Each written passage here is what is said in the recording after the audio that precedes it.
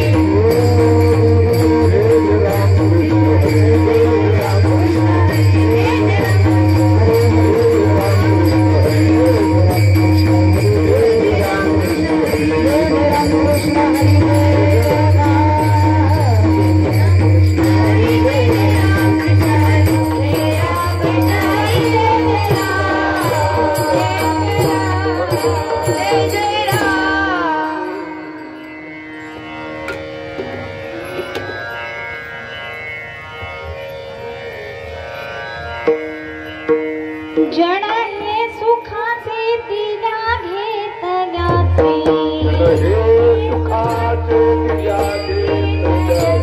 जण हे सुखाचे दिल्या घेतल्याचे अंतकाळीचे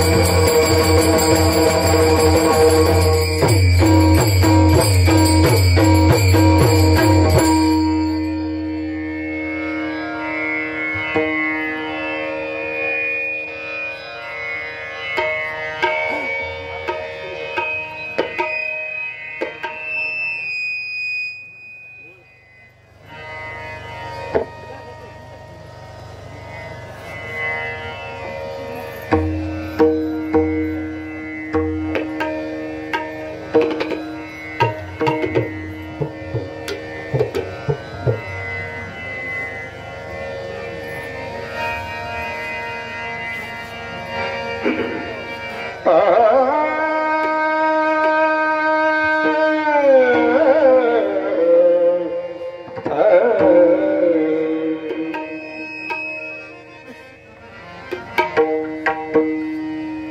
हे चुकाते दिल्या खेळताते जन हे चुकाते दिल्या खेळताते जन हे सुखाचे दिल्या खेळताचे जन हे सुखाचे दिल्या खेळताचे जन हे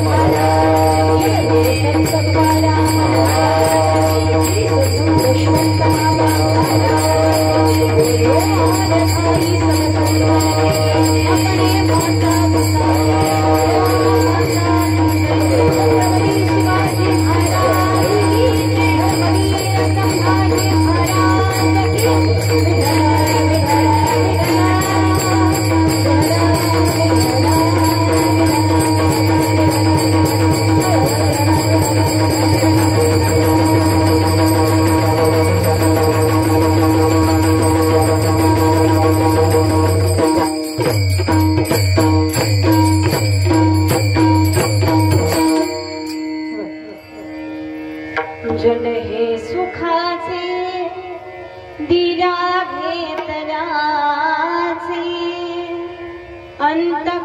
अंतकारीचे कोणी नाही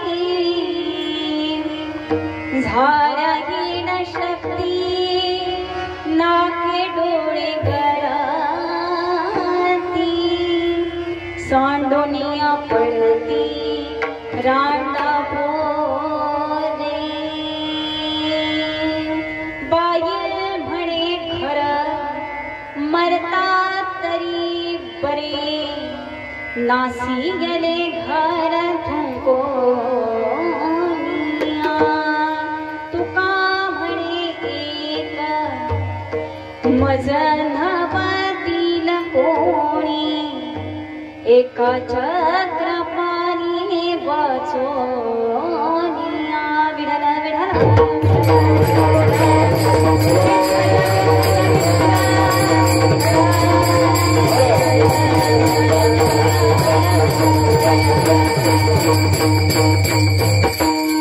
ब्रह्मानंदं परमसुखदं केवलं ज्ञानमूर्ति धर्मातीतं सगलसदृशं तत्त्वमसादिलक्ष्यम् एकं नित्यं वर्मचलं सर्वधी साक्षभूतं भावातीतं शृङ्गरहितं सद्गुरुतं नमामि ध्यानमूलं गुरुर्मूर्ति पूजामूलं गुरुर्पदं मन्त्रमूलं गुरुर्वाक्यं मोक्षमूलं गुरुर्कृपा अखण्डमण्डलाकारं व्याप्तं येन चराचरं तत्पदं दर्शितं येन तस्मै श्री गुरवे नमः।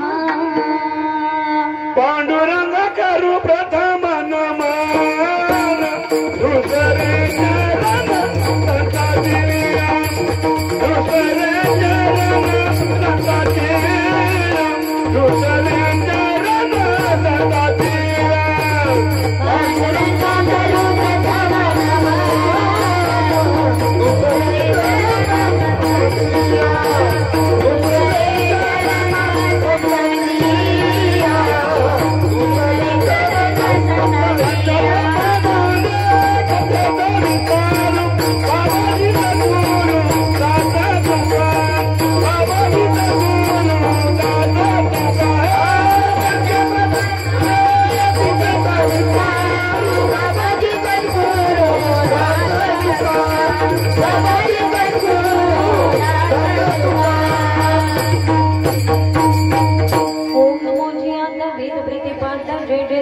वेद आत्मरूपा देवा तुझी गणेशु सकल धवती प्रकाशु मणि निवृत्ती दासु अवधारी जोसे अलंकापुरी पुण्यभूमी पवित्र तिथे नांदतो ज्ञान राजा सुपात्र दयाठविता महापुण्यराशी नमस्कार माझा श्री सद्गुरु ज्ञानेश्वरासी ओम नमो ज्ञानेश्वरा ओम नमो ज्ञानेश्वरा ओम नमो ज्ञानेश्वरा ओम नमो ज्ञानेश्वरा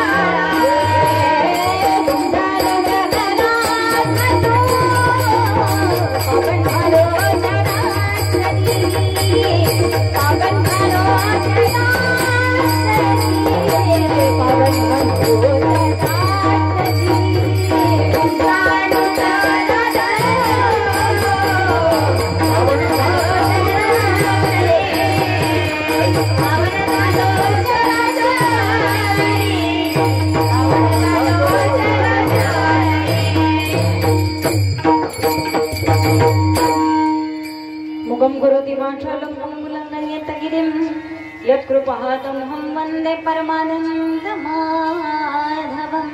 सर्वमङ्गलमाङ्गल्ये शिवे सर्वार्थसाधिके शरण्ये त्र्यम्बके गौरी नारायणी नमोऽस्तुते भीमरूपी महारुद्रा वज्रहनुमान मारुति वणारी अंजनी सूता रामदूता प्रभंजना शरण शरण हनुमंता शरण शरण हनुमंता शरण शरण हनुमंता शरण शरण हनुमंता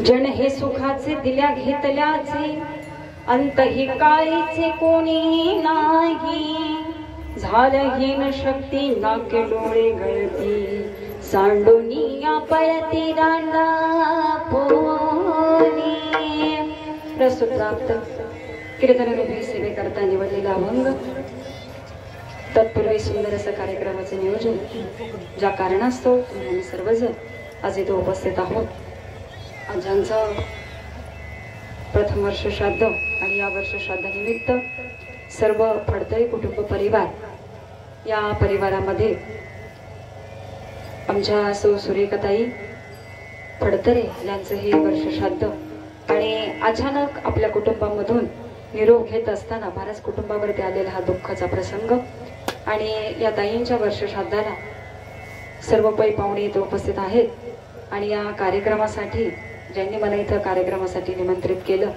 ते आमचे या गावचे सुपुत्र आमचे बबन काका पाटणकर यांच्या माध्यमातून मला ही कीर्तनाची सेवा मिळाली आणि अतिशय सुंदर असं नियोजन त्यांनी आज या कार्यक्रमासाठी केलेलं आहे कार्यक्रमासाठी सुंदर अशी टाळा करता साथ देणाऱ्या आमच्या मायमावल्या अगदी आईच्या आजीच्या वयाच्या सगळ्या महिला आज इथे टाळाला उभ्या आहेत बरं का एकदा जोरदार टाळा या महिला वर्गासाठी त्याचं कारण एक आहे या सर्व महिला रणशिंगवाडीवरून महाराज आमच्या रणशिंगवाडीचे महाराज त्यांच्या सोबत हे सर्व भजनी मंडळ आज इथे उपस्थित राहिलेले आहे अगदी त्या गावामध्ये ज्यावेळी कार्यक्रम झाला त्यावेळी या महिला तिथे उपस्थित होत्या आणि पुन्हा एकदा आज इथं त्यांची भेट होते आनंद वाटला त्यांना भेटून की आज महिला सुद्धा कशात कमी नाहीत हे बघायला काही हरकत नाही आणि आज आईचं वर्ष श्राद्ध आहे आणि त्या आईच्या वर्ष श्राद्धानिमित्त आज स्त्री शक्ती इथं जरा जास्तीची पाहायला मिळाली त्यामुळे त्यांचे खूप आभार व्यक्त करते गाण्यासाठी आमच्या मूळवरून आलेल्या ताई त्यांचेही मी शतश आभार व्यक्त करते आणि अगदी दुधात साखर पडावी असा सुंदर असा योग हे आमचे विजय महाराज कळंबेकर ते सुद्धा आज योगायोगाने इथे पोहोचलेत बरं का अगदी त्यांचा कार्यक्रम एका ठिकाणी सुरू आहे सप्त्याचा परंतु पै पाहुण्यांच्या माध्यमातून आपल्या पाहुण्यांचं वर्ष श्राद्ध आहे म्हणून त्यांच्यासोबत ते इथे आले आणि योगायोगाने आज कीर्तनाचा संयोग त्यांच्या माध्यमातूनही मिळाला हार्मोनियम आणि गायन करणारे आमचे महाराज गावकर रणसिंग महाराज क्षमा करा, महाराजांच्या मी चरणाचं दर्शन घेते. त्यांनी अतिशय सुंदर असं गायन केलं, हार्मोनियम छान वाजवत आहेत आणि संगीताचं ज्ञान असल्याशिवाय महाराज आमच्या कीर्तनाला म्हणे, भजनाला म्हणे, जसं रंगत चढत नाही, साथ चढत नाही, त्यामुळे थोडंसं ज्ञान असावं, अगदी थोडं असावं, परंतु माहितीचं असावं. ठीक आहे ना.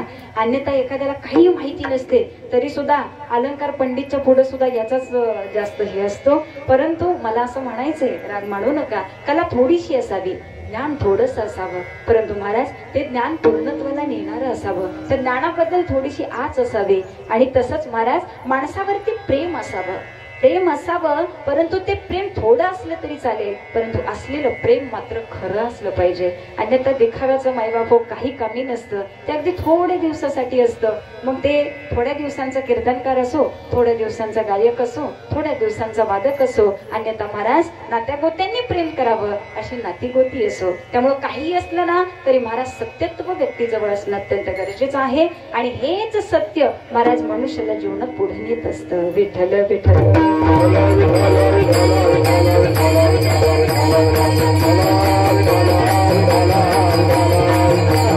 अतिशय सुंदर विणेकरी महाराज असतील, सर्व टाळकरी असतील, आमचा महिला वर्ग असेल आणि कीर्तनासाठी उपस्थित असलेले सर्व पै पाहुणे आज इथं आहेत. सुंदर अशी साऊंड सिस्टीम आहे.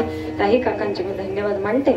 आणि आज ज्यांच्या निमित्तानं महाराज आपण इथं सगळे उपस्थित आहोत, आमच्या सुरेखाताई आणि त्यांच्या पश्चात सुंदर असा त्यांचा कुटुंब परिवार, त्यांचे सुपुत्र आमचे रोहित दादा असतील, त्यांच्या सौ साधनाताई असतील आणि त्यांच्या सुकन्या स्मिताताई असतील, अर्चनाताई असतील, अपर्णा, तेजस्विनी, वंदना आणि हेमाताई, तुम्हा सर्वांचे खरं खरं शतशः आभार आहे. आज आईच्या श्राद्धानिमित्त तुम्ही आम्ही इथं उपस्थित आहोत.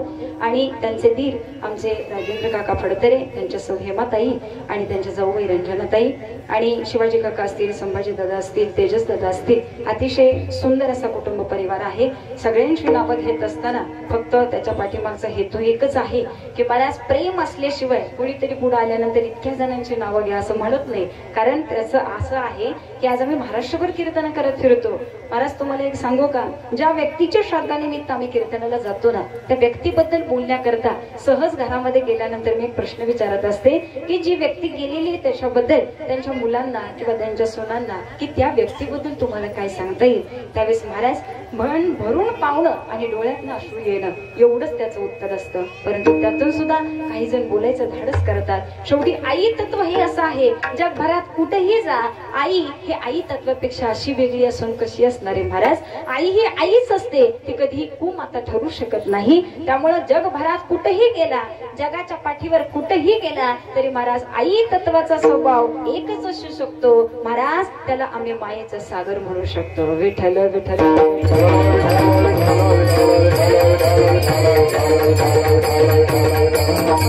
अशा आईच्या श्राद्धाला सुंदर असा आपण कीर्तनाचा कार्यक्रम नियोजित केला. आणि जाता जाता पुनश्च एकदा सांगून जाते की महाराज कुठेतरी नामस्मरण होण्याला आणि कुठेही संकीर्तन घडून येण्याला काहीतरी योगायोग लागतो बरं का. त्याचं कारण असं आहे की ज्यावेळी मी या मार्गाने कुठेही कार्यक्रमाला जात असते, हा रूट असेल तर महाराज कधीही गेलं ना की या घराकडे बघितलं, अगदी सत्य प्रसंग सांगते, खरा प्रसंगाने आपल्या हृदयातलं सांगून जाते. या लोकांशी माझी ओळख नाहीये, आज मी पहिल्यांदा या घरी आले बरं का. त्यामुळे कोण आहे काय मला काही माहिती नाही. परंतु रस्त्याने जात असताना ज्यावेळी या घराकडे पाहिलं जातं ना, त्या घराकडे जरी बघितलं तरी असं वाटतं की या घरामध्ये खरंच खूप एकी असावी. आणि आल्यानंतर मला असं वाटलं, ज्यावेळी मला ते कानावरती पडलं, अरे जसं मनामध्ये भावलं होतं तसंच या घरामध्ये बघायला मिळालं. कारण घराचं स्ट्रक्चर सुद्धा असं आहे की एकीकडे एक भाऊ असावा, एकीकडे एक भाऊ असावा. दिसताना दोन घरं दिसले तरी महाराज एकीही घराच्या वरून दिसून येते घरातले माणसं सुद्धा किती एकरूप असतील. विठ्ठल विठ्ठल.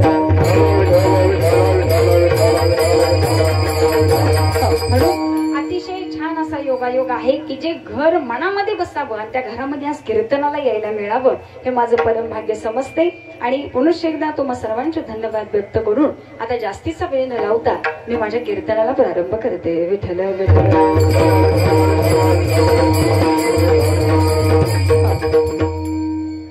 कीर्तन रूपी सेवेकरता निवडलेला अभंग जगद्गुरु जगदमान्य देहुनिवासी वैराग्याचे परममूर्ती माझे जगद्गुरु तुकोबराय यांचा 4 चरणाचा जीवनाचं सत्यत्व सांगून जाणारा महाराज चिंतन गोड आहे. अगदी थोडक्या वेळामध्ये आपल्याला श्रवण करायचं आहे. त्यामुळे फक्त कान माझ्याकडे द्या. हात पसरले तरी चालतील, पाय पसरले तरी चालतील, मिसरी घासली तर चालेल, तंबाखू खाऊन आला तरी चालेल. फक्त मंडपात करू नका. मंडपाच्या बाहेर पाठीमागे जाऊन करून परत आतमध्ये घ्या. ठीक आहे ना. गादीचा अपमान नको. का? कारण की कीर्तन श्रवण करण्याकरता महाराज आपले कान आणि आपलं हृदय सजग असलं पाहिजे. का? कारण या कीर्तनातून आम्हाला भगवंताबद्दल 2 गोड शब्द कसे कानावरती पडतील आणि देवाबद्दल गुणगान गाण्याची संधी आम्हाला कशी मिळेल, एवढाच लोक भक्तांना हृदयामध्ये ठेवावा आणि तो भाव मायबाप हृदयात ठेवून कीर्तनामध्ये बसावं असं मी सांगत नाही, असं शास्त्र सांगतं. म्हणून परम भाग्यवान पुण्यात्मे असते जे कीर्तनामध्ये मंडपात येऊन बसत असतील. ठीक आहे ना. कारण कीर्तनकार कोणीही असो, शेवटी कीर्तनकार बाल असला, मोठा असला, बुजुर्ग असला, अगदी मोठे कीर्तनकार असले तरी महाराज त्यांच्या मुखातनं भगवंताशिवाय दुसरी वाणी येऊ शकत नाही. कारण देवाशिवाय वेगळं बोलण्याचा अधिकार या गादीवरती आम्हाला दिलेला नाही. त्यामुळे इथं जर उभं राहायचं असेल तर महाराजांनी आम्हाला देव आवडला पाहिजे, आम्हाला परमार्थ आवडला पाहिजे. कारण माझे जगद्गुरु तुकोबराय सांगतात, जीवन जगत असताना तुकोबरायांनी सुंदर जगाचा अनुभव घ्यावा. का? या नात्या गोत्यांसाठी महाराजांनी आमचं आयुष्य घालवलं. ज्या प्रेमामध्ये आम्ही डुबत राहिलो, अरे पण या प्रेमाचं सतत्व ज्यावेळी तुकोबरायांना कळालं ना, त्यावेळी महाराज या अभंगामध्ये तुकोबरायांनी स्वतःला आलेला अनुभव साक्षात देवाला स्वतःच हितगुज करत असताना अभंगामध्ये सांगून जातात, हे जग कसं आहे महाराज, हे फक्त सुख असेल त्यावेळी तुम्हा आम्हाला देणं घेणं करेल, सुख असेल त्यावेळी आमच्या जवळ येईल, दुःखात मात्र सगळी सोडून जाणारी माणसं आम्हाला समाजामध्ये पाहायला मिळतात.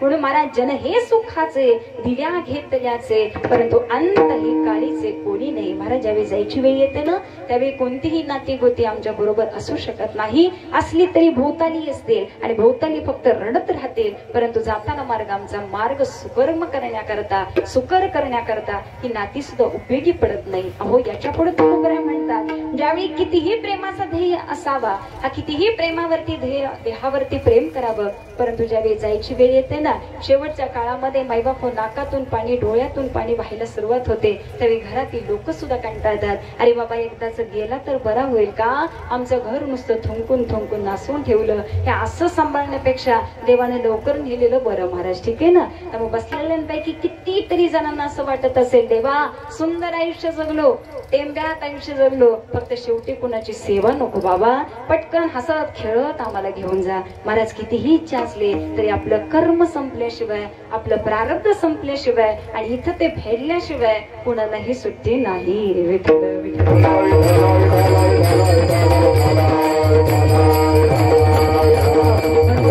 सांगावं. अरे स्वतःच्या बायकोवरती प्रेम करणारी ही बायको सुद्धा एक वेळ म्हणते की बाबा आमच्या घराचा हा केलेला नासधुसीचा प्रकार आमच्या पाहुण्यांनाही आवडत नाही. महाराज गेलेलं बरं. तुकोबरायांनी हे सगळं बघावं आणि शेवटी सांगावं, देवा सगळं अनुभवलं, सगळ्याचा अनुभव घेऊन आलो, परंतु आता शेवटी मात्र एक कळालं, मला तुझ्याशिवाय आता कोणीही नाही. अभंगाचा सरळ सरळ भावार्थ तुमच्या समोर ठेवला. आजच्या अभंगाचं गोड चिंतन ऐकत असताना आपल्याला काही गोष्टी लक्षात ठेवायच्या आहेत. एक, आपल्या समाजाचं, आपल्या नात्याचं आणि आपल्या जीवनाचं सत्यत्व तुम्हा मला कळलं पाहिजे. का? कारण तुम्ही आम्ही संसारात राहणारी लोक आहोत. संसार करायचाय, नात्यात राहायचे, प्रेम द्यायचे, परंतु महाराज खरं प्रेम कोणावरती करावं, खरा जीव कोणावरती लावावा आणि खरं अंतकरण कोणाला समर्पित करावं, याच्या प्रश्नांची उत्तर आज तुम्ही आम्ही ऐकणार आहोत. त्यामुळे तुकोबरायांना जर वाटत असेल आमचं देवाशिवाय कुणी नाही, मग इथं आम्ही का म्हणतो माझा नवरा, माझी आई, माझे वडील. महाराज आम्हीही नात्यात अडकतो ना, त्यामुळे याच्यापेक्षा आम्हाला जर पुढची पायरी गाठायची असेल तर परमार्थामध्ये आम्हाला सद्गुरूची आणि संतांची कास धरावीच लागेल. विठ्ठल विठ्ठल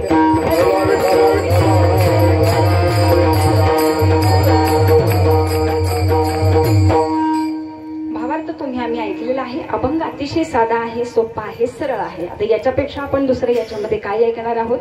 परंतु जगद्गुरु तुकोबरायांनी सांगावा, महाराज हा संसार कसा आहे, हा संसार कसा आहे. एकदा एक व्यक्ती होते बरं का, काशीला गेल्यानंतर कबीर महाराजांचं दर्शन घ्यावं असा भाव त्या व्यक्तीच्या अंतकरणामध्ये आला. बरं काही नाही का.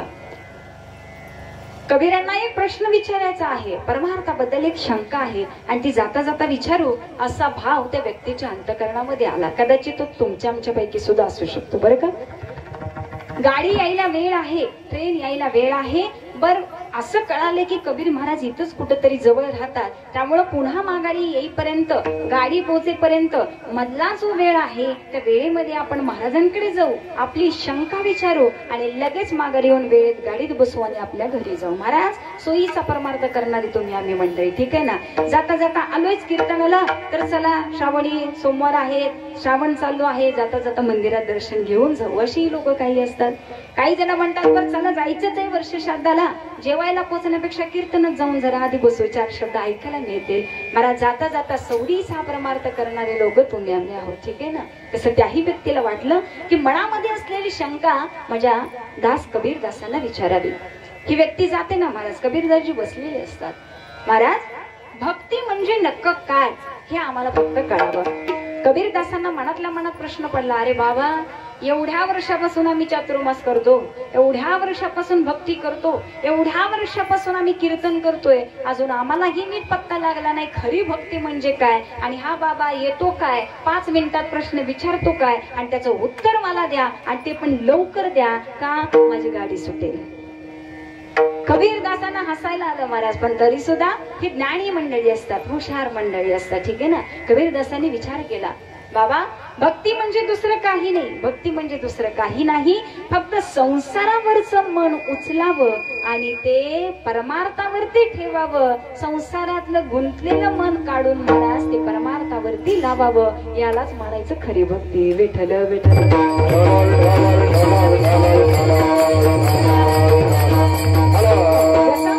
कांद्याचं रोप असावं, ठीक आहे ना, ते वाप्यामध्ये असतं. जर कांद्याचे रोप आम्हाला शेतात लावायचं असेल त्याला सारे केले जातात, ठीक आहे ना.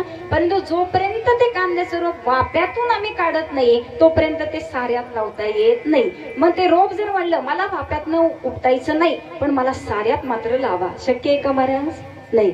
जसं वाप्यातून उपटावं आणि ते मग साऱ्यात लावावं, तसाच मायबाप हा भाग आहे. तुम्ही म्हणाल आम्हाला देव आवडतो, आम्हाला देवाचं व्हायचंय, आम्हाला परमार्थ करायचंय, देवही पाहिजे, परंतु आम्ही संसार सोडणार नाही. संसार सोडणार नाही याचा भाव असं नाही महाराज की तुम्ही सगळी घरातली नाती सोडून द्या, कर्तव्य सोडून द्या, सगळं सोडून आमच्या मागे लागा, हा त्याचा अर्थ नाही महाराज, ठीक आहे ना. मग कर्तव्यापासून पळवाट होते महाराज. म्हणून त्याचा अर्थ सांगत जात असताना आम्ही संसारामध्ये राहतो आणि संसारामध्ये राहून जर आम्ही परमार्थावरती प्रेम करत असेल, आम्ही देहानं संसार करावा आणि चित्तानं मात्र परमार्थ करावा, हा भाव ज्याला कळाला महाराज भक्ती त्याच्या चरणाची दास होईल. विठ्ठल विठ्ठल.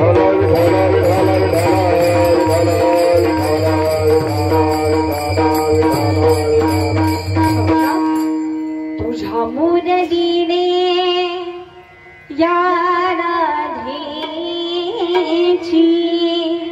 सुदा बुदरे हरली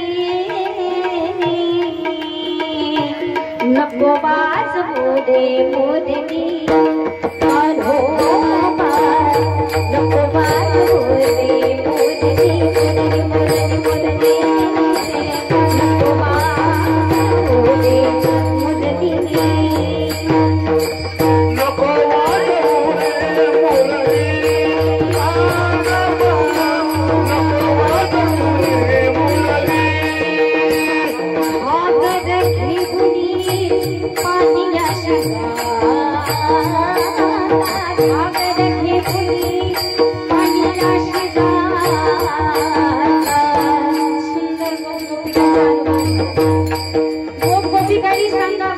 अरे कृष्णा तुझ्या मुरलीचं वेळ इथे लागलं आहे बाबा, घरामध्ये काम करत आहे परंतु चित्त तुझ्या जवळ आहे कृष्णा.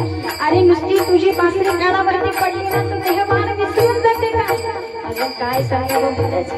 गोपिकांचा सुंदर अनुभव. अरे भक्ती कशी असावी ना, भक्तीचा सुंदर मैबापो आदर्श माझ्या गोपिकांची भक्ती आहे. गोपिकांनी सांगावा भाग रखे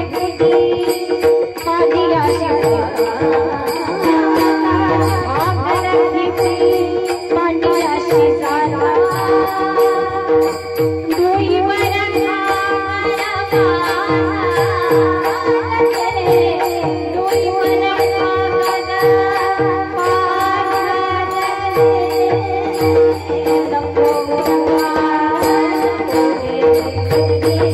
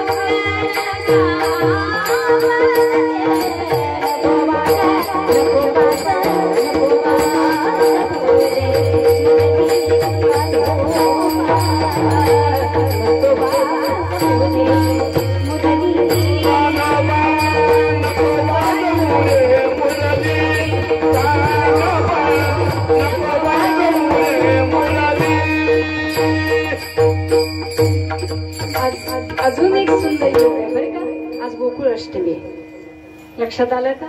आणि समयानुसार आणि मायबाप व प्रसंगानुसार आज हा माझ्या भगवंताचा अवतार याच्याकरता झाला. महाराज पृथ्वीवरती वाढलेला अधर्म देवाला पाहणा होता, परंतु या अधर्माचा नाश करण्याकरता आज या पृथ्वी तलावरती धर्माची गरज आहे, सत्यत्वाची गरज आहे. महाराज याच्याकरता देवानी सुद्धा अवतार घ्यावा आणि देवानं प्रेम करायला शिकवावं आणि देवानंही सांगावं, अरे बाबा जोपर्यंत तुम्ही माझ्यामध्ये चिंतन करीत बसणार नाही, जोपर्यंत तुम्ही माझ्यात व्यतीत होणार नाही, तोपर्यंत महाराज तुम्ही या भवसागरातून पार होऊ शकत नाही. देवानीही आपल्या भक्ताला जवळ करावं आणि देवानं प्रेम भक्ती शिकवावी. आजची भक्ती म्हणजे काय विचारावं ना, त्या भक्तीचं उत्तरच महाराज हे आहे. म्हणून तुकोबाने सांगतात आम्हाला परमार्थ आवडतो, परंतु आम्हाला संसार सुटत नाही. देवा तुम्ही म्हणाल रोज नामस्मरण करा, कीर्तनाला या, परंतु घरची कामं धाम सोडून आम्ही इथे येऊन बसू शकतो का महाराज? नाही. म्हणून तुकोबराय सर्व साधू संत एवढे हुशार आहेत ना महाराज, त्यांनी याला सुद्धा पर्याय दिला. तुम्ही फक्त नाम घ्या, हातामध्ये काम घ्या आणि मुखामध्ये नाम घेत घेत सुंदर आयुष्य जगा. अजून काय सांगावं महाराज, कारण नामाचा महिमाच एवढा श्रेष्ठ आहे. अहो तुम्हाला बाकी काही करायची गरज नाही. काय करा, घेताना घेताना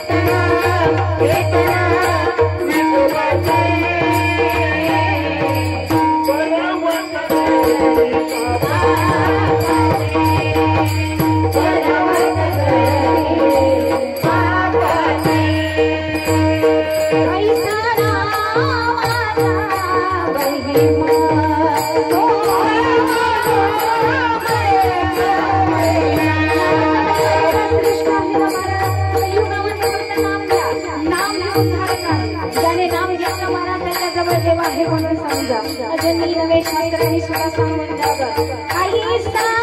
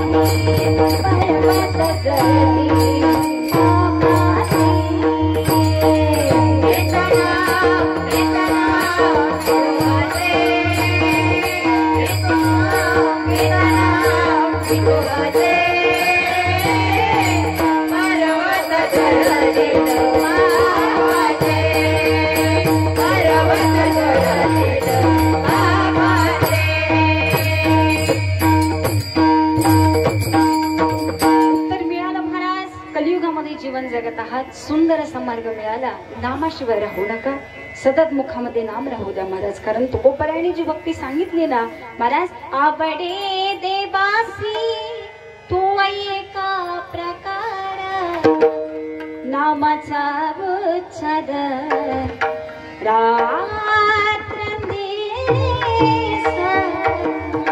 रात्रंदिवस नामाचा उच्चार करायचा महाराज. ही भक्ती देवाला आवडते. म्हणून महाराज नुसती माळ घालून, नुसते जिळे लावून, नुसतं चंदन लावून, बुक्का लावून महाराज नाही होता येत महाराज. ठीक आहे ना. आज आमच्या समाजानं जरा कोणी दिसला की महाराज त्यांना साधू पदावर नेऊन पोहोचवणार हाच आमचा समाज आहे. ठीक आहे ना. आज 2 दिवस झाले, 2 वर्ष झाले नाही, तोच महाराज समाज एखाद्याला महाराज करून ठेवतो. आज त्या महाराजांनी सुद्धा समाजाला लुबडावं. महाराज याच्यापेक्षा अजून काय परिस्थिती सांगावी. परंतु परमार्थाचा खेळ नका करू महाराज. वयानं मी लहान आहे, परंतु सांगावं असं वाटतं, परमार्थ करण्याचा हक्क त्यालाच आहे ज्याला हृदयापासून देव आवडतो. महाराज एक वेळ तुम्ही माळ नका घालू, एक वेळ तुम्ही कपाळाला बुक्का चंदन नका लावू, परंतु महाराज देवावरती श्रद्धा असावी आणि ज्याला माणसावरती दया यावी, ज्याला माणसातलं प्रेम आणि माया समजावी, जो दुसऱ्याच्या मदतीला धावून जावा, महाराज त्याचं अंतकरण तपासून पहा. अशी माणसं एक वेळ अशी असतात ती देवाच्या मंदिरात जाणार नाही, परंतु महाराज गरीबाच्या घरी 4 वेळा हेलपाट घालतील. का? त्याला आपली गरज आहे. विठ्ठल विठ्ठल.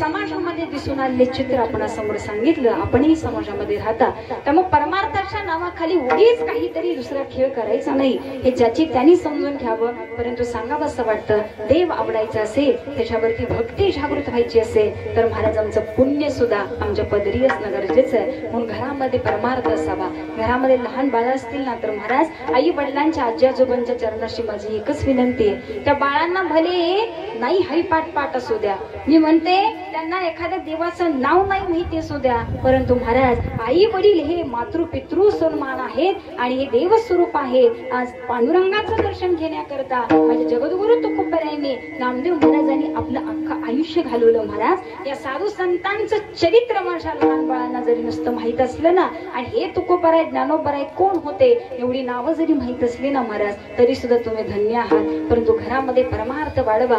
ही सात्विकता घरामध्ये जोपर्यंत वाढत नाही तोपर्यंत महाराज घरातील आपली ही अशांतता, ही अस्वस्थता जाणार नाही. कारण ज्या घरामध्ये परमार्थ नाही त्या घरातील लोकांना जाऊन विचारा की आपल्या घरामधलं वातावरण काय आहे. का?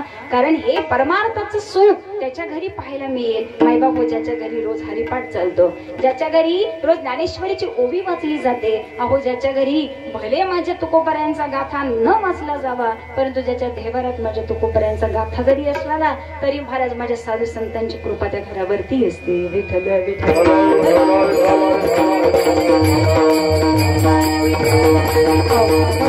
जाता जाता सांगून जाते, आज आईंच्या वर्ष श्राद्धाला आपण इथं उपस्थित आहोत बरं का.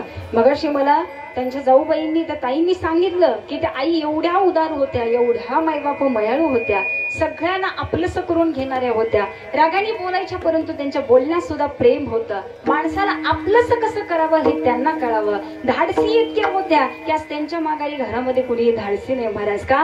हे अनुभव आणि ही वाक्य त्याच व्यक्तीच्या बद्दल येतात महाराज. खरंच ती व्यक्ती तशी जगलेली असते आणि तिनं माणसांना प्रेम दिलेलं असतं. कारण प्रेम दिल्याशिवाय समाजात असं कुणीही कुणाचं कौतुक करत नाही. कारण कुणी कुणाचं फुकट कौतुक करायला इथं बसलेलं नाही. एक वेळ तुम्ही पैसे दिले तरी महाराज पुढच्याच्या बद्दल चांगलं बोला असं सांगितलं तरी लोक डेअरिंग करत नाही. का? कारण एखाद्याबद्दल चांगलं बोलायचं म्हणलं ना महाराज तरी सुद्धा एखाद्याची जीभ उचलत नाही. का? त्याला हृदय सुद्धा मोठं असावं लागतं आणि ज्यांच्याबद्दल आपण बोलणार ती व्यक्ती सुद्धा तेवढ्या उदार अंतकरणाची असावी लागते. विठ्ठल विठ्ठल.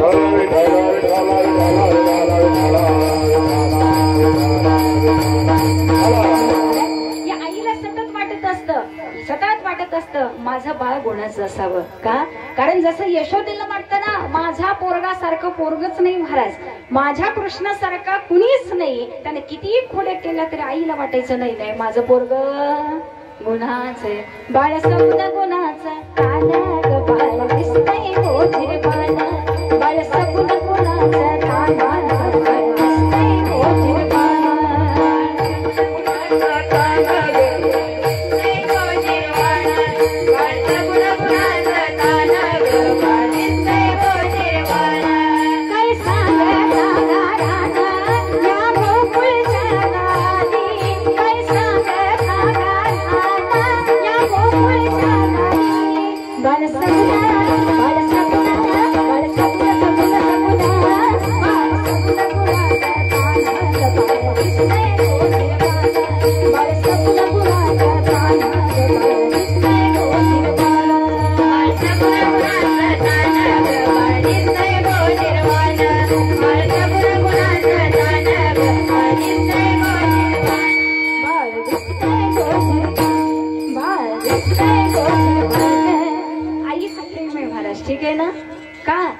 यशोदे तुझा गाधा खोड्या करतो करावया एवढ्या मरस अक्षरशः या गोकुळातून सगळ्यांच्या तक्रारी, परंतु काय सांगावं तरी सुद्धा आईला आपलंच लेकरू प्यार महाराज, ठीक आहे ना. आई सारखं प्रेम करायला येता आलं पाहिजे. आई सारखं प्रेम महाराज तुम्हाला देता आलं पाहिजे का? कारण आपण म्हणतो देव काय प्रसादाच्या भुकेने येईल का महाराज? प्रसाद देवाला दाखवला, परंतु त्या प्रसादाच्या आशेनं देव समोर येतो का? येतो ना महाराज. नामदेव महाराजांनी घेतलं ना. अरे एवढं लहानसं लेकरू, परंतु ज्यावेळी वडिलांनी जबाबदारी द्यावी, नैवेद्य दाखवायला जावं, देवा जोपर्यंत तू जेवण करत नाही, नैवेद्य स्वीकारत नाही, तोपर्यंत मी इथनं जाणार नाही. मला सुद्धा भूक लागली, आता विचार कर, आता मी आधी घरी जाऊ का पहिला तू जेवण करून घेतो? महाराज भक्तामध्ये आणि देवामध्ये सुद्धा सुरस होत असते. हा नातं हे प्रेम तिथंच असतं जिथं अधिकार असतो, जिथं भक्ताचं आणि देवाचं नातं दृढ असतं. आई बाळाला रागाच्या भरामध्ये जर बाळ चुकीचं वागलं तर खंडशी कानपाडी सुद्धा देते का? तिचा अधिकार आहे महाराज. पोरग सुधारलं पाहिजे, पोरग सुधारलं पाहिजे. या पोराला जर असंच उंडग्या जर ठेवलं तर महाराज ही पुन्हा चोरी केल्याशिवाय राहणार नाही. परंतु आई जर अशी असली, बाळा आज पेन्सिल आणली का? बरं असू द्या, उद्या कुणाचा पेन भेटतोय का बघ. दुसऱ्या दिवशी पेन आणला, बरं बाळा येता येता शेजारच्या काकांचा येताना बटाट्याचं रान आहे आणि एखादे 2-4 ढाळे उठून बटाट्या, काय होतंय त्याला 4-5 बटाट्यानं. आईनं जर घरामध्ये मुलाला असं शिकवावं तर महाराज एक ना एक दिवस पोरगा कुठंतरी दरोडेखोर म्हणून जर पेपरला नाव आल्याशिवाय राहणार नाही का? त्यावेळी मात्र आईचे डोळे पाण्याने भरतील. अरे लेकराला आपण असे संस्कार दिलेच नव्हते, माझा पोरगा दरोडेखोर झालाच कसा? त्यावेळी महाराज हेच लेकरू आईच्या पुढे उभं राहून आईच्या कानाखाली देऊ शकतं. आई जर त्यावेळी चोरी करताना तू जर मला बजावलं असतं तर आज मी दरोडेखोर म्हणून समाजाच्या पुढे उभं राहिलं नसतं. विठ्ठल विठ्ठल.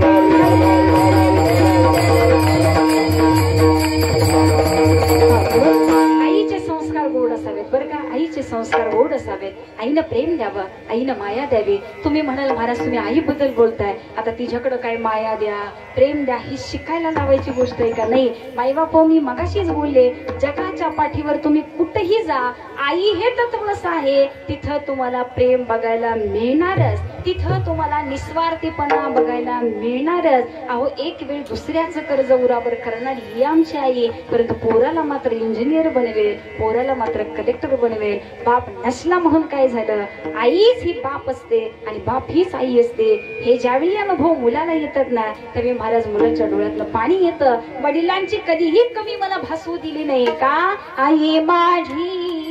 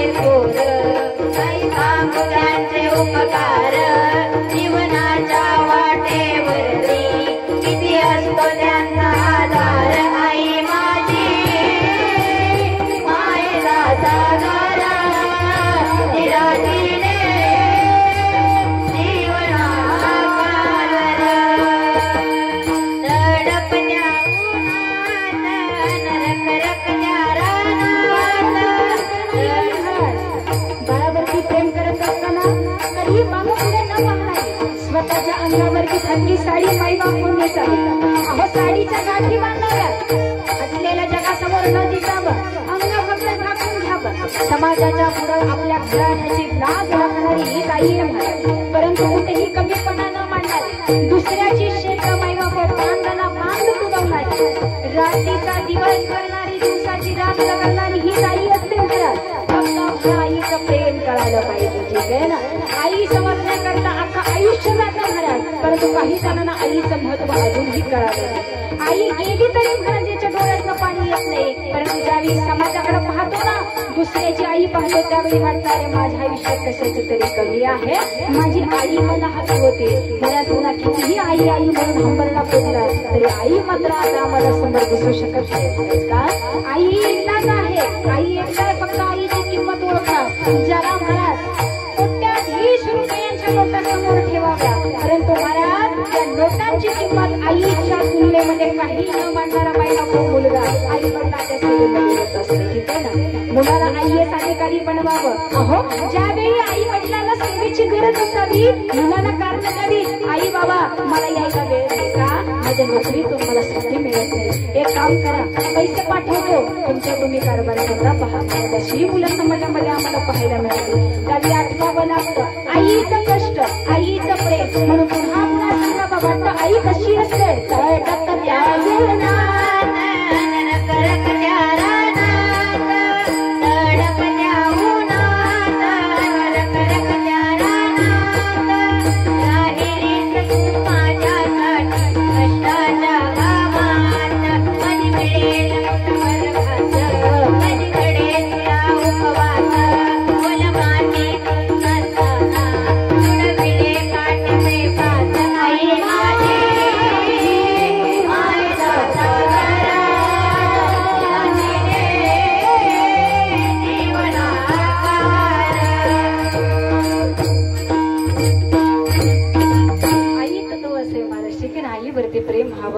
कारण झालं एकदा माती आड गेलं ना पुन्हा नाही, काही उपयोग नाही. आणि कसं असतं माहितीये का, कसं असतं माहितीये का, माणूस जोपर्यंत जिवंत असतो ना तोपर्यंत कुणीही त्याला भेटायला सुद्धा जायचं नाही, कधी त्याचं कौतुकही करायचं नाही. परंतु मेल्यावरती मात्र त्या मड्याच्या भोवताली सगळ्यांची गर्दी. आणि तेव्हा मात्र म्हणाला अरे कसा गेला, अरे बोल ना बाबा, आई बोल ना माझ्याशी. ज्यावेळी आई माईबाप जिवंत होती तेव्हा पोरांना सुनांना जाऊन त्यांना बघायला नव्हे, त्यांच्याशी बोलायला वेळ नव्हता.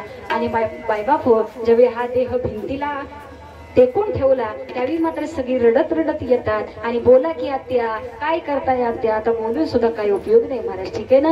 म्हणून जाता जाता पै लहान आहे करून सांगून जाते महाराज, जोपर्यंत मनुष्य जिवंत आहे ना तोपर्यंत एकमेकाला प्रेम द्यायला शिका, एकमेकांचं कौतुक करायला शिका, एकमेकांचा आदर करायला शिका. कारण तुम्ही दुसऱ्याचा आदर केला तर नक्की समाज आणि पुढचा व्यक्ती सुद्धा तुमचा आदर करेल. विठ्ठल विठ्ठल.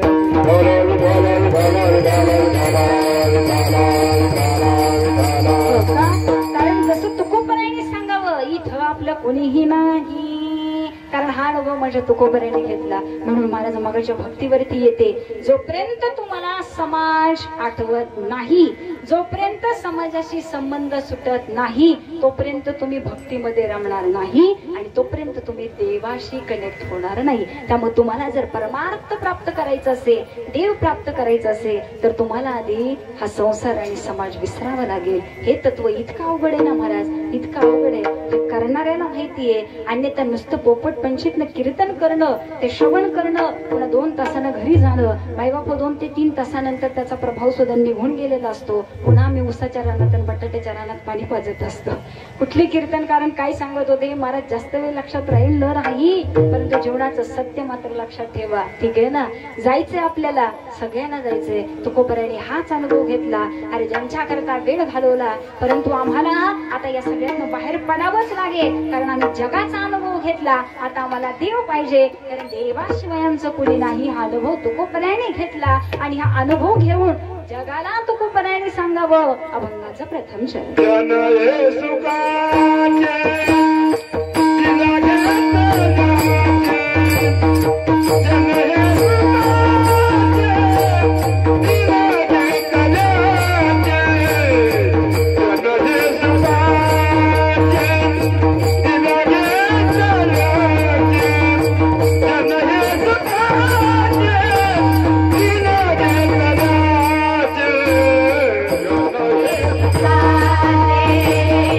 Yeah.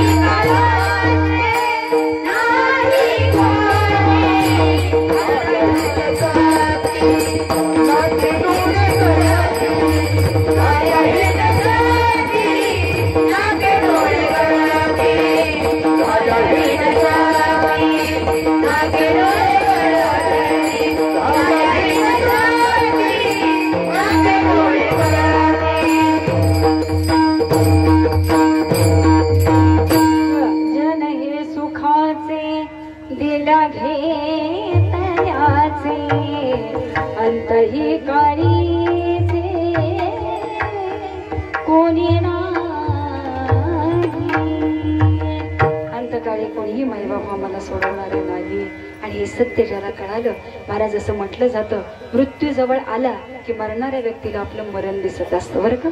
मरणाऱ्या व्यक्तीला आपलं मरण दिसत असतं. एक संत असेच होते पंढरपूरमध्ये. माईबाबू त्यांचं गीता वाचन चालू होतं, ज्ञानेश्वरी वाचन चालू असताना त्यांनी अचानक आपल्या भक्तांना सांगावं, अरे बाहेर बघा, बाहेर बघा, तो आलाय मला घ्यायला. अरे बाहेर बघा, तो आलाय मला घ्यायला. आणि महाराज भक्त मंडळीने बाहेर जाऊन बघावं. इकडे तिकडे पाहतायत, अरे कोण आले? नाही महाराज, कोणी नाही आलं बाहेर. अरे तुम्हाला तो दिसत नाही, आलाय तो न्यायला, आलाय तो न्यायला. परंतु महाराज भक्त मंडळींना अजूनही कळालं नाही की कोण आला न्यायला. मायबापू क्षणार्धात आहे त्या ग्रंथावरती आपला प्राण सोडणारे. कारण या भक्त मंडळींना, साधक मंडळींना देवावरती प्रेमाच्या कृपेनं मायबाप आपल्याला मृत्यू सुद्धा साधता येतो. आणि ज्याला मृत्यू साधता आला ना महाराज, त्यानं परमार्थ जिंकला असं समजावं. का? कारण देवाच्या भजनामध्ये मायबाप मृत्यू येणं ही सोपी गोष्ट नाही. त्याचं कारणच आहे, कितीही मोठा कीर्तनकार असला, कितीही मोठा ज्ञानी असला, तर मायबाप एखाद्याचा मृत्यू जाता जाता गाडीवर ऍक्सिडेंट मध्ये सुद्धा होत असतो. ठीक आहे ना. महाराज मंडळी ऍक्सिडेंट मध्ये सुद्धा जातात. आता कोण गेले कसे गेले मला ते सांगायचं नाही, परंतु कुणाचं मरण कसं असेल, कुठं असेल सांगू शकत नाही महाराज आपण. ठीक आहे ना. एवढे मोठे अभिनेते होते. अरे एवढं समाजामध्ये नाम असावं, प्रसिद्धी असावी. रवींद्र महाजनी आता पाठीमागे झालेला मृत्यू. परंतु महाराज फ्लॅट मध्ये 3 दिवस आपला देह तसाच होता. ज्यावेळेस त्या बॉडीचा वास यायला लागला, त्यावेळी शेजाऱ्या पजारांना कळालं की इथून वास येतो, काहीतरी झालेलं आहे. त्यावेळी महाराज इतक्या मोठ्या व्यक्तीचं सुद्धा मरण असं होतं. समाजाने मायबाप नुसती हळहळ केली, परंतु काही उपयोग झाला का? नाही. म्हणून ज्याला मृत्यू साधायचा असेल ना महाराज, त्यांनी आपलं आयुष्य नामस्मरणामध्ये घालवावं. का? कारण शास्त्र असं सांगतं, जसं आम्हाला रोज जेवल्याशिवाय पर्याय नाही, आम्हाला छान जगायचं असेल, व्यवस्थित राहायचं असेल, तर महाराज आम्हाला जसं शरीराच्या गरजा भागवायला लागतात ना, तसं सुंदर परमार्थ करायचं असेल, सुंदर जीवन जगायचं असेल, तर महाराज आम्हाला नामस्मरणाची कास धरावीच लागेल. का?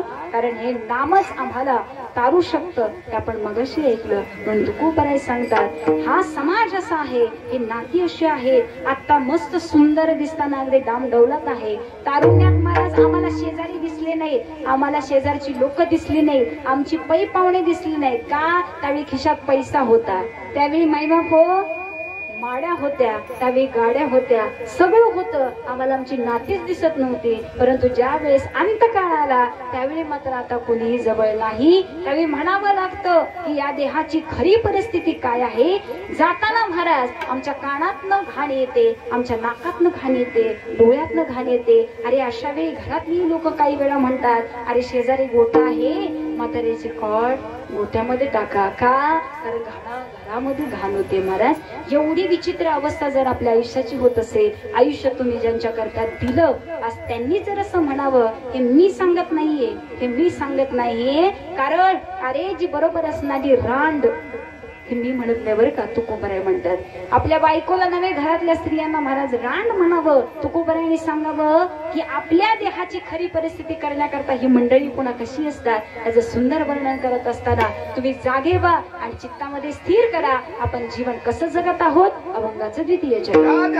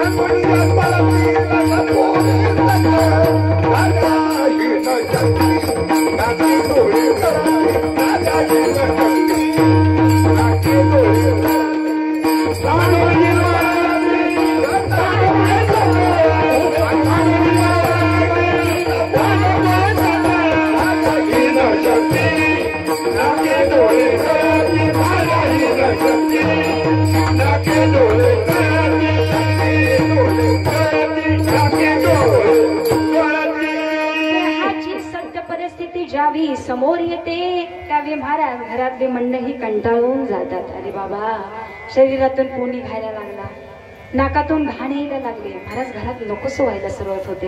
त्या आजारी व्यक्तीला पण वाटतं देवा एकदाचा प्राण संपव, घेऊन जा देवा, नको आता हे डोळ्याने पाहत नाही.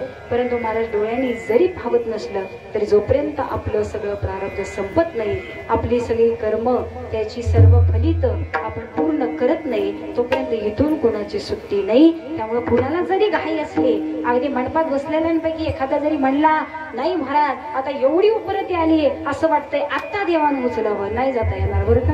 आता नुसतं ऐकायचं, मनात ठेवायचं आणि आपण कोणत्या पद्धतीने जीवन जगतो आहोत ना त्याच्यात फक्त सुधारणा करा का. कारण क्षणाक्षणाला विचार करा आपण भवसागर पार कसा तरुण केला पाहिजे. कारण मायबाप देह हा नाशिवंत स्वरूपाचा आहे. क्षणोक्षणी हाची करावा विचार, क्षणोक्षणी हाची करावा विचार, क्षणोक्षणी हाची करावा विचार, क्षणोक्षणी हाची करावा विचार.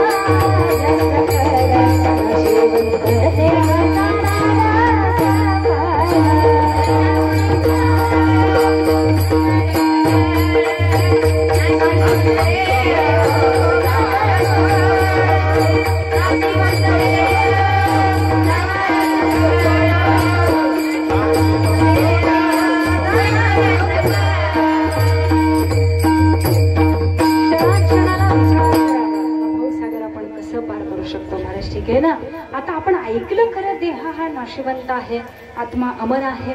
एकदा असं झालं, गजानन महाराजांच्या चरित्रामध्ये एक गोड प्रसंग आहे बरे का. त्या चरित्रामध्ये एक असा प्रसंग आहे, महाराज एका ठिकाणी बसलेले होते आणि अचानक त्या गावामध्ये एका विद्वान पंडित ब्राह्मणांचं थोडंसं प्रवचन ठेवण्यात आलेलं होतं. अगदी नमस्कार त्या ब्राह्मणांना करावा बाईबाबो की जे खरंच वैदिक शास्त्रातून आणि भगवंताच्या नामचिंतनातून आपण जीवन व्यतीत करत असतात. अन्यथा आज आपली नीती, आपलं कर्म, आपलं सगळं सोडून सुद्धा महाराज आज काही लोकांच्या घरी नको तिथं सुद्धा आम्हाला मांसाहार दिसतो. ठीक आहे ना. त्यामुळं जे वेदांताच्या दृष्टीनं आणि जे वैदिक दृष्टीनं नियमानं महाराज आपलं पालन करत असतात, नियम करत असतात, अशा व्यक्तीला नमस्कार करावं का. बोले तैसाचा देताची बंदावे पाहुणे, हा नियम ज्याला आयुष्यामध्ये घेतला ना महाराज तो चुकीच्या माणसाकडे कधी जाऊ शकत नाही. ठीक आहे ना. त्यामुळे प्रत्येकाने विचार करावा आपण काय करत आहोत. महाराजांच्या गावामध्ये या सुंदर वक्त्याचं माईबाप थोडंसं प्रवचन ठेवण्यात आलं. आता हे वैदिक अगदी ज्ञानी पंडित असे होते, महाराज सुद्धा त्या प्रवचनाला बसलेले होते. त्यांनी सुंदर असा श्लोक घेतला, नैनम छंदंती शस्त्राणी. सुंदर असा श्लोक चालू होता. 1 तास प्रवचन झालं. आत्मा हा अग्नीने जळत नाही किंवा आत्म्याला कशानेही तोडता येत नाही. आत्मा हा चिरंजीव आहे. आत्म्याबद्दल अतिशय सुंदर सुंदर अगदी अस्खलित भाषेमध्ये शब्दामध्ये महाराजांनी इतकं सुंदर भाषण केलं. महाराज काय सांगावं. सगळ्या लोकांनी कडकडून टाळ्या वाजवल्या. कारण हा देह नाशिवंत आहे, आत्मा असा आहे, आत्मा तसा आहे, सगळं झालं. आणि माईबाप गंमत म्हणून माझ्या गजानन महाराजांनी सांगावं. सुंदर असं बोलणं झालं. महाराजांनी सुद्धा टाळी वाजवावी, महाराजांनी त्यांचं कौतुक करावं. वा काय सुंदर प्रवचन झालं. ठीक आहे ना महाराज. आणि अचानक महाराजांनी आपल्या सिद्धीच्या दृष्टीनं महाराज जिथं ते वक्ते बसलेले होते त्या पलंगाला खालूनच आग लावली.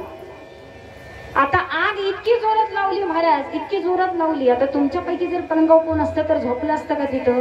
मायबाबा पाळायचीच वाट बघणार ना आपण. प्रवचन किती का मोठं देना. आत्मा हा अग्नीने जळत नाही, अग्नीने भंग होऊ शकत नाही, सगळं खरंय महाराज. परंतु ते ज्ञान आम्हाला पचलं का.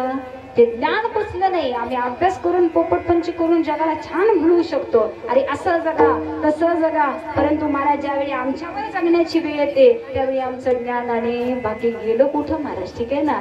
जगाला सांगावं दुःखामध्ये कधीही दुःख मानू नये, स्वतःला सावरावं, हे येणार जाणार आहे. आणि ज्यावेळी आमच्या घरामध्ये आमच्या आई वडिलाचा ऍक्सिडेंट व्हावा, आमचा ऍक्सिडेंट व्हावा, त्यावेळी मात्र आम्ही देवाला 4 वेळा म्हणावं, का रे देवा एवढं रात्रंदिवस तुझ्या नावानं बोंबलं, सगळ्या भारतात फिरलो, कीर्तन करत राहिलो, टाळ वाजवत राहिलो, मग आमच्या वाट्याला असं का, माझा हात गळ्यात का, माझा पाय असा का. महाराज आम्ही सुद्धा देवावरती प्रश्न करणारी मंडळी आहोत. त्यामुळे जाता जाता सांगून जाते, बोलणं सोपं आहे परंतु करणं मात्र अवघड आहे महाराज. त्यामुळं ज्याला करता आलं, ज्याला देव जिंकता आला, त्यानं भक्ती ही सुळावरची पोळी आहे हे वाक्य नक्की लक्षात ठेवावं महाराज. का, कारण त्याशिवाय देवाची सुद्धा प्राप्ती होत नाही. गजानन महाराजांनी त्या पलंगाला आग लावली महाराज, त्या पंडिताची एवढी पळापळ झाली आणि महाराजांनी पुन्हा हाताला धरला. अहो कशाला पळता, बसा ना. कारण महाराज सुद्धा त्यांच्या सोबत त्याच पलंगावरती बसलेले होते. माईबापू दृष्टांत संपला, सांगायचं एक होतं, आपण जसं बोलतो ना तसं माईबापू आमच्याकडे कर्म नसतं. आम्ही तेवढे अजून ज्ञानाने पक्के झालेलो नाहीये. ज्ञान पचवणं हे माईबापू परमार्थाचं सार आहे. ज्ञानी सगळी आहेत. आता याच्यातलं कुणाला देव माहित नाही, कुणाला माहित नाही साधू संतशी आहेत, जीवन असं जगावं. सगळ्याला माहितीये आई वडिलावरती प्रेम करावं, परंतु किती जण महाराज असे आहेत की ते ज्ञान पचवून जीवन जगतात. ते अवघड आहे. बोलणं सोपं, करणं अवघड. म्हणून तुकोबराय सांगतात, ज्याला तुम्ही माझं माझं म्हणता ना महाराज, ते सुद्धा तुमचे नाहीयेत. का नाही रे, नाही कुणाचे कोणी,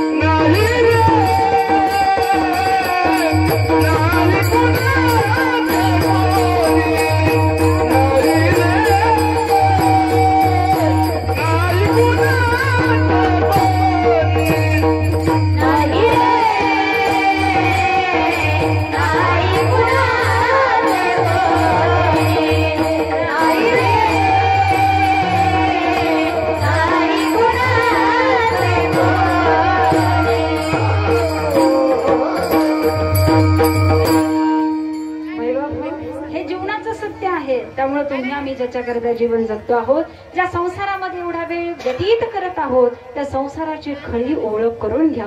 कारण हा संसार करता करता एवढा वेळ निघून जातो महाराज. त्यावेळी आम्हाला शेवट एकच म्हणावं लागतं, अहो साक्षात देव सुद्धा तुम्हाला म्हणू शकतो, अरे तुला सुंदर मानव देह दिला, सुंदर संसारामध्ये गेला, 100 वर्ष आयुष्य जगला, परंतु एवढ्या वर्ष जाऊन केलं काय.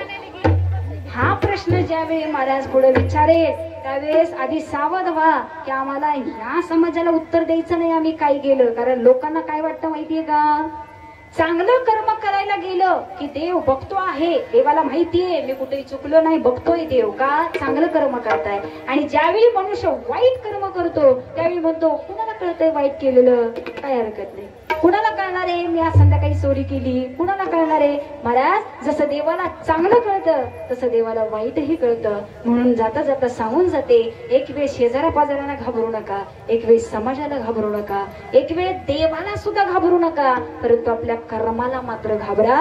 कारण कर्म हे असं आहे, कर्माची फळं मिळणार ती भोगावी लागणार. आणि ती भोगल्याशिवाय कोणाला सुट्टी नाही महाराज का कारण जगी जीवनाचे साधन भावे जाणून सत्वर जगी जीवनाचे साधन भावे जाणून सत्वर जैसे जाचे तैसे कर्म बोले ईश्वर जैसे जाचे कर्म तैसे फळ बोले ईश्वर जैसे जाचे कर्म तैसे फळ बोले ईश्वर जैसे जाचे कर्म तैसे फळ बोले ईश्वर जाता सांगून जाते हे शास्त्र आहे बरं हे शास्त्राने सांगितले कर्माला घाबरा अचानक फक्त एक दृष्टांत देऊन जाते एका महाराजांना एक लहान 4 ते 5 वर्षाचं लेकरू असावं त्या आई वडिलांनी महाराजांच्या समोर नेलं महाराज 5 ते 6 वर्षाची माझी पोरगी आणि काय सांगावं एवढ्याशा पोरगीला ब्लड कॅन्सर आहे महाराज ह्या पोरगीनं असं काय बाप केलं एवढंच ते लेकरू एवढाच तो जीव आणि देवानं तिच्या नशिबी असं का द्यावं एवढ्या लहान मुलीला कॅन्सर असावा हे मायबाप कुठल्या तत्वात बसतं का त्यावेळी आई रात्रंदिवस रडते माझ्या पोरगीच्या वाट्याला असं का एवढासा जीव देवानं असं का करावं महाराज त्या बाळाचा जीव लहान आहे त्या बाळाला माहित नाही आपण मागं काय केलं ठीक आहे ना त्या बाळाला माहिती नाही आपण पाठीमागं काय केलं महाराजांनी दिलेलं उत्तर आहे का अगं माई रडू नको का कारण तो मायेचं तत्व आहे मगाशी बोलले आई ही माया आहे आई ही प्रेम आहे ते प्रेम बाहेर येणारच तिच्या डोळ्यातनं अश्रू येणारच बाळाला साधी माईबापू टाचणी टोचली काटा टोचला त्या बाळाला नुसतं आई करून हाक मारली तरी महाराज त्या आईचं हृदय कासावीस होतं का माझ्या बाळाला नक्की झालं काय परंतु आई माया आहे महाराज परंतु त्या महाराजांनी दिलेलं उत्तर असं होतं माई तू रडते खरं परंतु या बाळाचं पाठीमागचं कर्म कसं आहे तुला माहिती आहे का नाही परंतु आता जर त्या बाळाच्या पाठीमागच्या कर्माची लिस्ट तुझ्या समोर ठेवली त्याचा चित्रपट जर दाखवला कुठं कुठं काय धंदे केले कोणाचा गळा दाबला कोणाचा खून केला कोणाचे हातपाय तोडले कोणाच्या चोऱ्या केल्या कोणाला असं काय बोलला सगळं मायबाप रेकॉर्डिंग आम्हाला माहित नसलं तरी ते व्हिडिओ महाभारत देवाकडे असतं ठीक आहे ना आज आमचं कीर्तन असलं तर मला 2 तास आम्ही कॅमेरा पुढे समोर ठेवतो आणि तोच कॅमेरा परत आम्ही तो व्हिडिओ जगासमोर दाखवतो आमचं कीर्तन इथे झालं ठीक आहे ना आज आम्हाला वाटतं आमचं कर्म जगासमोर दिसावं तसं आपल्या जीवनाचं कर्म महाराज देवाच्या चंद्र आणि सूर्य रूपी कॅमेऱ्यामध्ये कॅच होत आहेत हे विसरू नका कारण तो जगाचा साक्षी आहे तो जगाचा सत्यत्व आहे त्यामुळे तुम्हाला ज्यावेळी कर्माचा आराखडा दाखवला जाईल ना त्यावेळी मात्र ती आई नव्हे वडील सुद्धा मनानं म्हणणार अरे कर्म इतकी खराब आहेत मग हिच्या वाट्याला असंच येणार का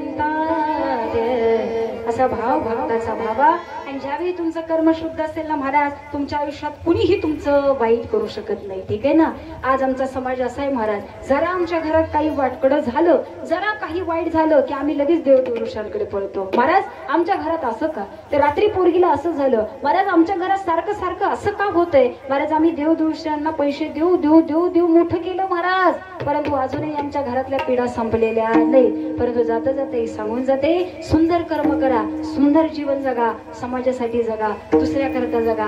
महाराज त्यांच्या आशीर्वादाने, कृपा आशीर्वाद, त्यांचं प्रेम कायम तुमच्या सोबत असेल. हे आशीर्वादच तुम्हाला छान ठेवते. आणि महाराज ज्याचं कर्म सुंदर असेल ना, मायबाबा त्याच्या आयुष्यात काही वाईट होऊ शकत नाही. म्हणून घाबरायचे कारण नाही. फक्त तुम्ही नामाची कास धरा. का? कारण आपली नाती, स्वतःची बायको सुद्धा मायबाप ज्यावेळी आपल्याला नकोशी वाटते ना, त्यावेळी महाराज बायको सुद्धा कशी वागते तुकोबाराने या भंगाच्या तृतीय चरणामध्ये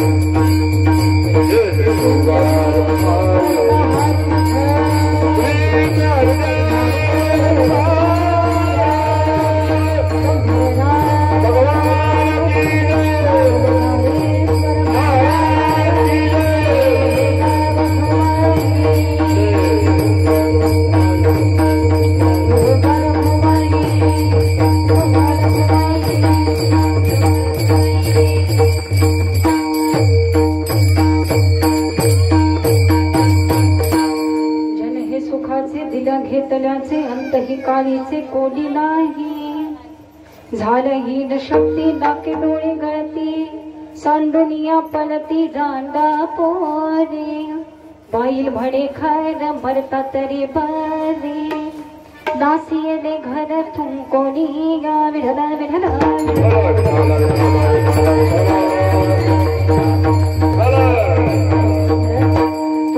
आपल्याला सुंदर असं वर्णन करून दिलं सत्य महाराज. त्यामुळे आजच्या कीर्तन श्रवणातून आपण जे ऐकलं ना ते जगावरती नव्हे स्वतःच्या जीवनावरती प्रकाश टाकणारं असं हे स्तवन आहे, असं हे गोड चिंतन आहे. कारण तुम्ही आम्ही सगळे इथे जन्माला आलो पायबाप कधी ना कधी केव्हा ना केव्हा तरी तुमच्या अंशामध्ये जाण्याचा हा दिवस नक्की आहे. आणि या जाण्याच्या दुःखानं महाराज तुम्ही आम्ही सगळे एकमेकांबद्दल दुःखी होत असतो. परंतु महाराज जाता जाता सांगून जाते प्रत्येक जणानं आपलं रोज मरण बघावं बरं का. प्रत्येकाने रोज आपल्या मरणाची आठवण ठेवावी. तुम्ही म्हणाल महाराज असं कसं महाराज परमार्थामध्ये जे साधक भक्त उंचीला गेलेले असतात महाराज अशा साधूंना जाऊन विचारा. ते साधू महाराज रोज आपलं मरण चिंतनाने बघत असतात. चिंतनाने म्हणजे कसं बरं, जर एखाद्या व्यक्तीच्या अंत्ययात्रेला तुम्ही आम्ही जावं आणि ज्यावेळी त्यांचा देह भिंतीला टेकवलेला असतो ना महाराज त्यावेळी आम्ही फक्त इकडे तिकडे पाहत असतो. एखादा जास्त जवळचा असला दुःख वाटत असलं तर डोळ्यातलं पाणी काढतो. परंतु महाराज हे तत्व तिथं जागं झालं पाहिजे की एक नाही एक दिवस आपणही त्याच्या जागेवरती बसणार आहोत. ठीक आहे ना. त्यामुळे रोज आपलं मरण आपल्या डोळ्यासमोर ठेवा. आपल्यालाही कुणीतरी असंच उचललं, आपल्यालाही भिंतीला नेऊन टेकवलं, आपल्या भोवती अशीच पै पाहुणी गोळा झाली, सगळ्यांनी रडायला सुरुवात केली. परंतु महाराज या पै पाहुण्यांना जोपर्यंत आम्ही जिवंत होतो तेव्हा यायला वेळ नव्हता. काहीतरी कारण सापडायचे. अगं मावशी येणारच होतो परंतु काय सांगायचं जर अशी मीटिंग लागली त्यामुळे येणं झालं नाही. असू दे मी पुन्हा येईल. महाराज प्रत्येक वेळी यायच्या वेळी आमच्या समोर कारण आली. परिणाम असा झाला व्यक्ती मायबाप देह सोडून गाव सोडून नवे जग सोडून निघून गेली तरी आम्ही अजून भीतीला पुसतोय महाराज.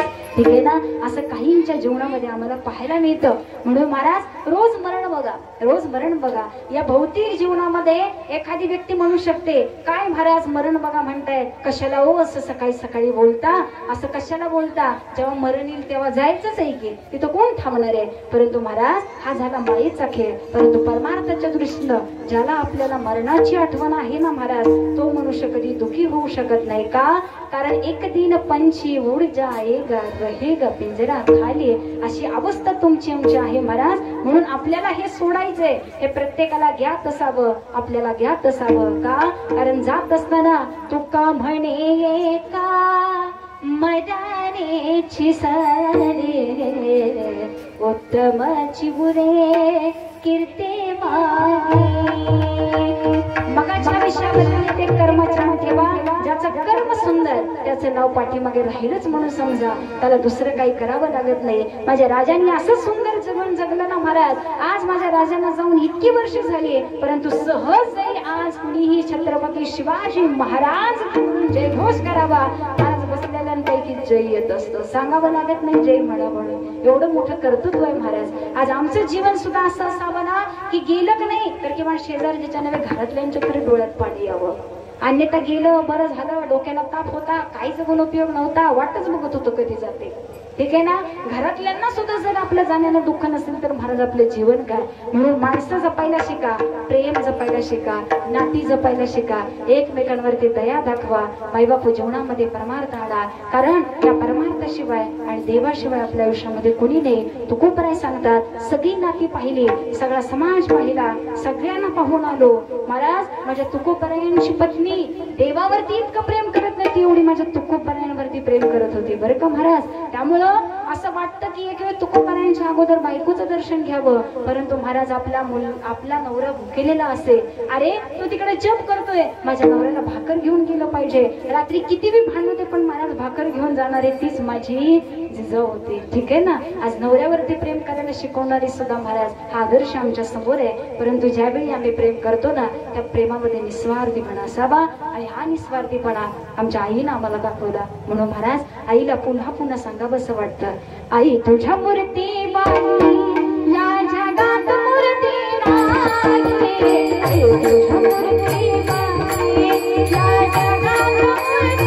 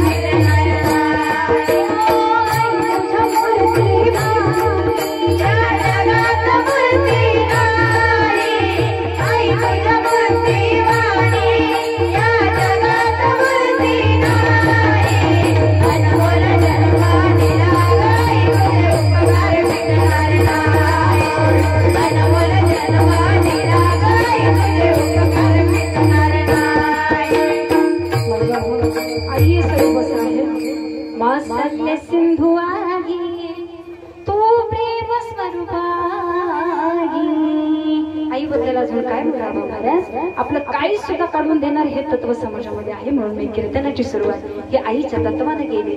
जगभरामध्ये तुम्ही कुठेही जा महाराज, अनेक लोक आम्हाला असंख्य दिसते, प्रत्येकाची आई वेगळी आहे महाराज. जगभरात कुठेही जा, प्रत्येकाची आई वेगळी आहे, प्रत्येकाच्या आईचा चेहरा वेगळा आहे, प्रत्येकाची आई दिसायला वेगळी आहे, परंतु महाराज आईचं तत्व मात्र, आईचा स्वभाव मात्र आणि आईचा हृदयाचा भाव मात्र सगळ्या जगाचा आई ती आईच असते महाराज. म्हणून आईच्या माघारी जर खरं प्रेम करणारं जगामध्ये शोधत बसाल तर महाराज फसाल. कारण एवढं सुंदर निस्वार्थी हृदय एकदा उमरा ओलंडला ना, पुन्हा मला बघायला मिळणार नाही. म्हणून आहे तोपर्यंत मनुष्याची किंमत करा, आई वडिलाची सेवा करा, आई वडिलावरती प्रेम करा. माईबाप एक वेळ मंदिरात नाही गेला तरी चालेल, माझ्या पांडुरंग परमात्म्याच्या दारामध्ये 2-2, 3-3 तास माईबाप हो देवाचं दर्शन घेण्याकरता लाईन भक्त मंडळी उभे असतात. परंतु घरामध्ये उपाशी असलेल्या वडिलाला साधी अर्धी भाकर द्यायला महाराज पोराला वेळ नाही, तिथे तुम्ही 6-7 तास काय नव्हे 2-2 दिवस उभा राहिला तरी देवाची प्राप्ती नाही महाराज. ठीक आहे ना.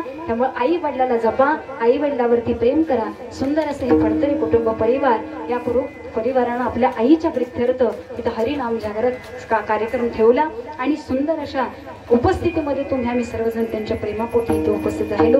एकदा आईन करता सुंदर शेवटचं थोडंसं भजन करूया आणि या नामाचं पुण्य सगळं आपण आईंच्या फोटोशी नव्हे त्यांच्याशी समर्पित करू. कारण हे पुण्य त्यांना उपयोगी पडत राहावं. आज गोकुळाष्टमी सुद्धा आहे बरं का. आज बऱ्याच जणांचा उपवास असेल, त्यामुळे आज दिवसभरामध्ये केलेलं नामस्मरण, घेतलेलं नाव, केलेलं दान आणि घालवलेला वेळ हा ज्याचा सत्कर्मी लागेल ना महाराज, त्याच्या पोटी त्याच्या पदरी अनंत पुण्य मायबाप आज साधणार आहे बरं का. त्यामुळे नाम घ्यायला घाबरायचं नाही, नाम घ्यायला लाजायचं नाही. आपली मान पद प्रतिष्ठा सगळं काही बाजूला ठेवा. प्रेमाने सगळ्यांनी हात वर करा. माझ्यासाठी नाही, आईसाठी, त्या देवासाठी. आणि फक्त सुंदर 2 मिनिटं भजन करा. आपण कीर्तनाची सांगता करून ज्ञानोबा राजा माझा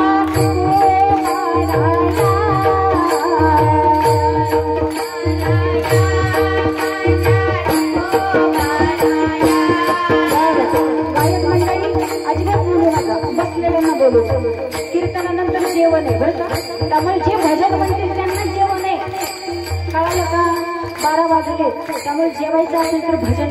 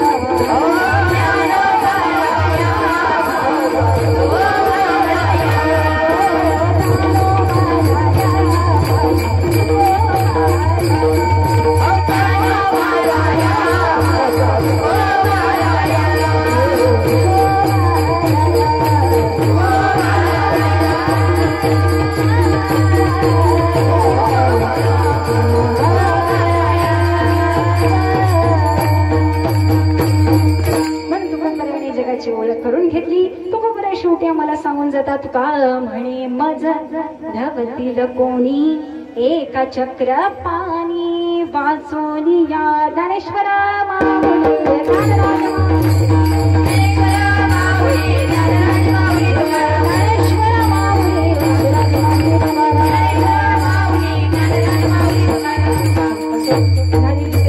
तुम्ही सर्व संत मायबाप मोठ्या संख्येने असलेला उपस्थित असलेला सर्व श्रोता वर्ग, तुम्हा सर्वांचे धन्यवाद. सर्व फडतरे कुटुंब परिवार, आमच्या सुरेखाताई यांच्या वर्ष श्राद्धानिमित्त आपण इथे उपस्थित आहोत. त्यांच्या पश्चात असणारे त्यांचे सुपुत्र आमचे रोहित दादा असतील, त्यांच्या सौ साधनाताई असतील, शिवाजी दादा असतील, संभाजी दादा, तेजस दादा, स्मिताताई, अर्चना, अपर्णा, तेजस्विनी, वंदना, हेमाताई आणि रंजनाताई फडतरे, राजेंद्र दादा असतील. तुम्हा सर्वांच्या फडतरे कुटुंब परिवाराचे खूप खूप आभार. आईंच्या सेवेमध्ये आपण नक्की असाल. तुमच्या घरामध्ये असलेलं हे प्रेम असंच टिपून ठेवा, कारण आजच्या कलियुगामध्ये हे प्रेम बघायला मिळत नाही, एकी बघायला मिळत नाही महाराज. का? कारण की काय होतं माहित नाही, परंतु 2 बायका घरामध्ये आल्या की एका घराची कधी 2 घरं झाली हे कळतच नाही.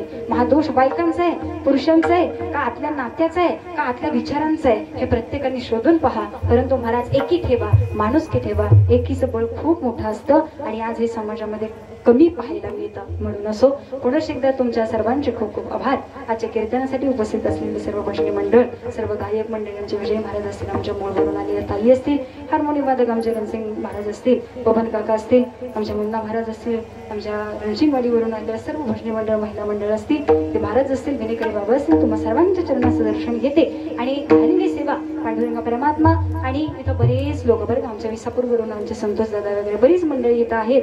अगदी अनबलवाडीवरून आमचे अर्जुनप्पा पण येत आले आणि बरेच ओळखीचे चेहरे आहेत. आणि तुम्हा सर्वांना पाहिल्यानंतर खूप छान वाटलं. योगायोगानं गाठभेट होते, कारण की विसापूरकरांना सुद्धा माहित नसतं की विसापूरवाल्यांचं इथं कीर्तन आहे, आणि विसापूरवाल्यांना पण माहित नसतं, कीर्तनकारांना माहित नाही की माझ्याच विसापूर गावची लोक इथे येऊन बसणार आहेत का. हा पै पाहुण्यांचा खेळ असतो. असं कोणत्याही योगायोगानं तुम्ही आम्ही भेटलो, हेच खूप आहे. पुनश्च एकदा मला इथं बोलवलं, तुम्हा सर्वांचे शतशः आभार व्यक्त करते. आमचे स्पीकरवाले काका असतील, त्यांचे शतशः आभार. याच्यानंतर फुलाचा अभंग होईल, पुष्पवृष्टी होईल, त्याच्यानंतर आरती होईल आणि आरतीनंतर भोजनाचा कार्यक्रम आहे. कुणीही न जेवता जायचं नाही, सगळ्यांनी जेवा आणि मग मायबाप सावकाश प्रवास करत आपापल्या घरी जा. विठ्ठल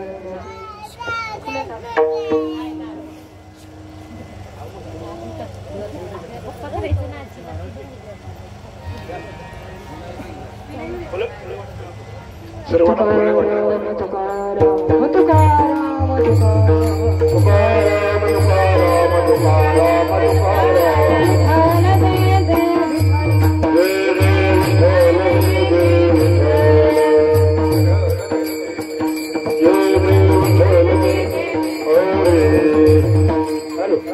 फुलं वाटा फुलं फक्त फुलांना हात लावा फुलं वाटू नका नुसतं हात लावा फुलांना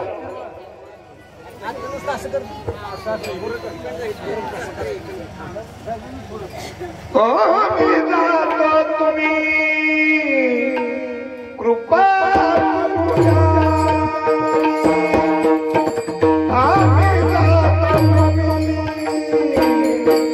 कृपा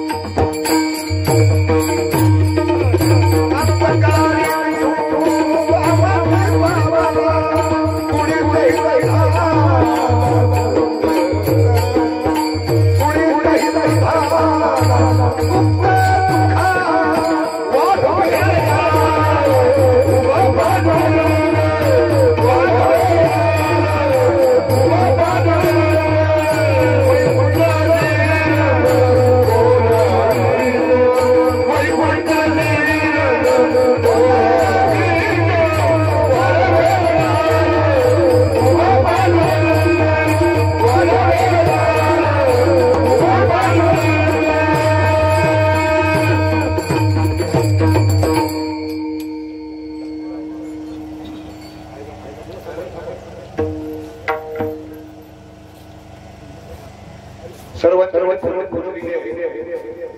फुलाला सर्वांचा स्पर्श झालेला या ठिकाणी आता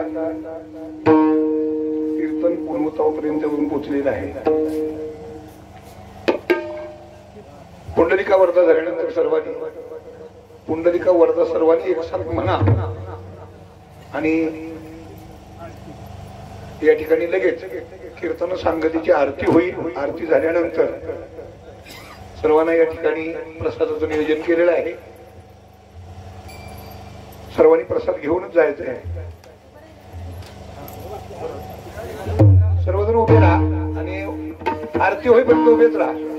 पुंडलिका वरदा